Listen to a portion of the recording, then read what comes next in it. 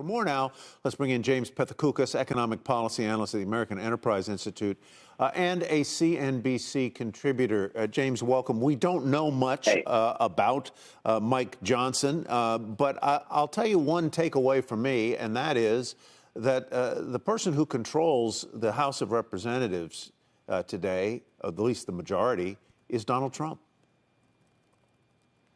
No doubt the fact that Donald Trump has opposed some of these failed nominees and seems to support this one, that has been key. We don't know much about him.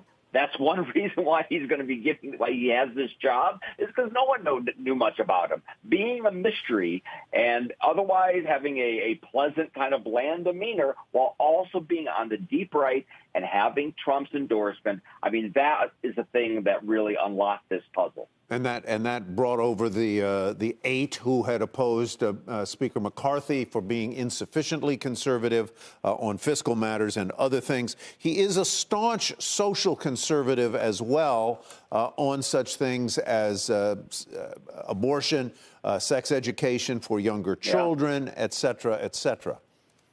He is in tune. All those sorts of issues. He's very in tune with the base. He doesn't come across as a member of what they would call the uniparty or the swamp or the establishment.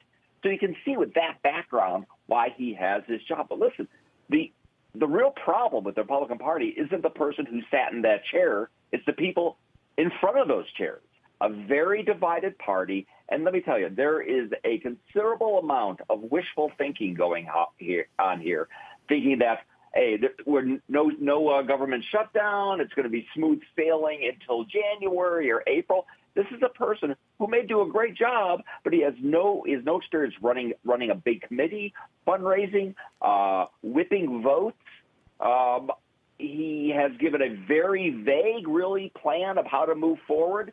So I think there's a lot of wait and see here, not just assume it's going to be smooth sailing at all. Yeah, I thought it was interesting to read that he really does have to hire a much larger staff very quickly. So just a side detail in what will be a very busy period for him. What is the first or most important or consequential order of business, do you think? Yeah, I realize maybe some previous guests said, listen, zero chance of a shutdown. I mean, I don't know about that. I think there is a chance of that. Again, he wrote this letter saying that, we want to move forward. We want to extend this thing until January or April.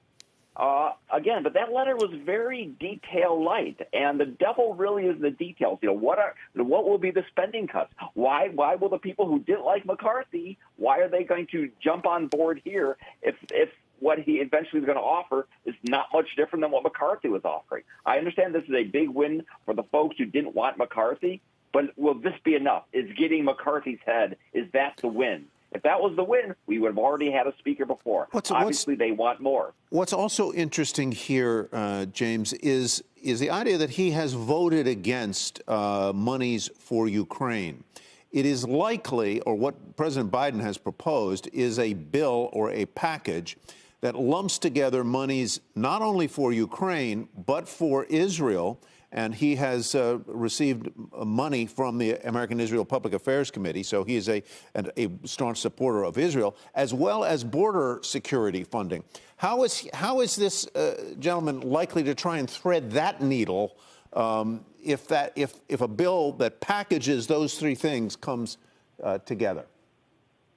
I don't know how he does that, and I would wager that he doesn't know exactly how he is going to do that.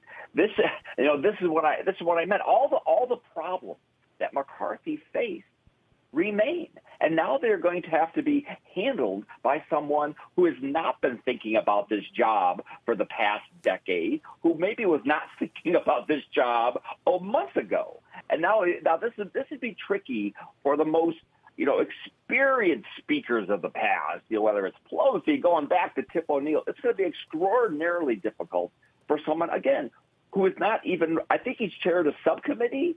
I don't think he even chaired a major committee.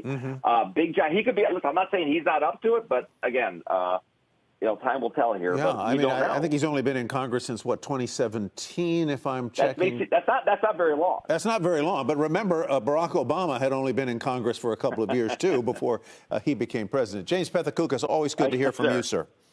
Thank you. Thanks very much.